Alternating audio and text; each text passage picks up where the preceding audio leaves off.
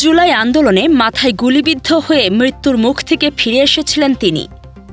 যশোরে জুলাই যোদ্ধা এনাম সিদ্দিকীকে কুপিয়ে ও ছুরিকাঘাত করে জখম করেছে দুর্বৃত্তরা।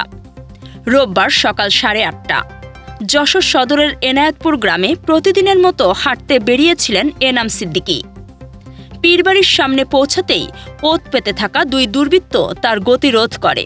প্রথমে লাঠি দিয়ে মাথায় আঘাত এবং পরে বুক ও কাঁধে এলোপাতাড়ি ছুরিকাঘাত করে পালিয়ে যায় তারা।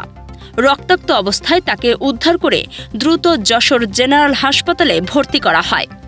ঘটনার খবর ছড়িয়ে পড়লে যশোরে চাঞ্চল্যের সৃষ্টি হয়। আহত এনাম সিদ্দিকীকে দেখতে হাসপাতালে ছুটে যান যশোর জেলা পুলিশ সুপার সৈয়দ রফিকুল ইসলাম। আসলে পরিস্থিতি তার শারীরিক অবস্থা কি এটা ডাক্তার বলতে পারেন। আমি যে জায়গাটা বলার জন্য বলতে পারি সেটি হলো যে আমরা জানি এনাম সিদ্দিকী একজন জুলাই যোদ্ধা। সে জুলাই বিপ্লবের সময় মাথায় আঘাতপ্রাপ্ত হয়েছিল, তারপরে সৃষ্টিকর্তা তাকে অপার মতো বাঁচিয়ে রেখেছেন। আজকে সকালে 8:30টার দিকে তার বাড়ির সামনে থেকে দুর্বৃত্তরা কে বা কাহারা তারা নিজেদেরকে হাইড করে মুখে মাস্ক করে তাকে তার মাথা প্রথমে বাড়ি দেয় এবং তার গায়ে 2-3 জায়গায় চাকুর কিছু দাগ লেগেছে। হয়তো খুব বেশি মেজর কিছু হয়নি, এটি আমাদের ডাক্তার আমাদের আছেন বলতে পারবেন। তো আমরা যে বিষয়টা জানার জন্য যে আসলে তার ব্যক্তিগত কোনো জায়গায় সে যেহেতু জুলাই যোদ্ধা আহত মানুষ অনেকটা ডিজেবল, সে হয়তো কারো শত্রু হওয়ার কথা না। তারপরে তারাই কি করেছে কোনো ব্যক্তিগত জায়গা আছে কিনা সেটি আমরা দেখব। ইতিমধ্যে আমরা সেটা একটা জিনিস জানতে পেরেছি যে তাকে এই সোশ্যাল মিডিয়াতে বা ফেসবুকেও 2-1 এরকম ধরনের নেগেটিভ বা থ্রেটের মূলক কথাবার্তা বলেছি, সেটিও আমরা জাজ করবো। আর যেই করুক এরা, যারাই করুক এরা অপরাধী, আমরা মনে করি সেগুলো দল বা মতের কেউ না, আমরা তাদেরকে অবশ্যই ইনশাআল্লাহ আইনের আওতায় নিয়ে আসবো।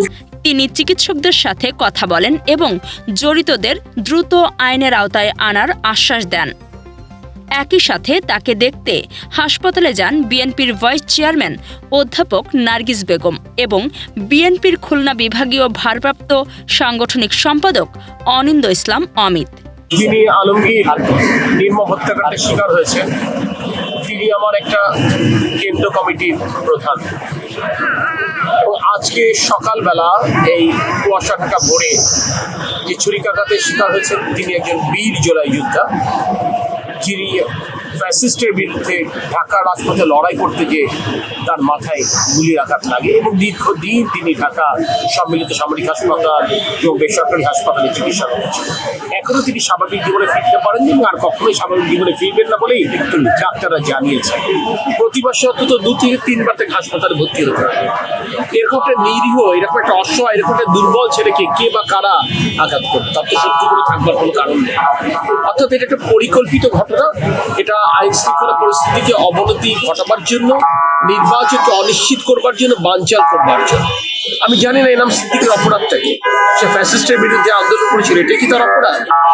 সে বাংলাদেশ জাতীয়তাবাদী দলের পক্ষে তার অবস্থান ব্যক্ত করেছিল, এটি কি অপরাধ?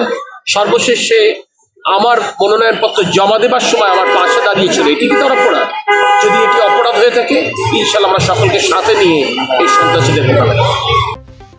তিনি আশঙ্কা প্রকাশ করেন নির্বাচন বানচাল ও আইনশৃঙ্খলা পরিস্থিতির অবনতি ঘটাতেই ফ্যাসিস্টদের দোসররা একের পর এক এই ধরনের পরিকল্পিত সহিংসতা ঘটাচ্ছে। হাসপাতালের চিকিৎসকরা জানিয়েছেন এনাম সিদ্দিকী বর্তমানে আশঙ্কামুক্ত। এদিকে কোতোয়ালি থানা পুলিশ জানিয়েছে ঘটনার সাথে জড়িত সন্ত্রাসীদের ধরতে অভিযান অব্যাহত রয়েছে।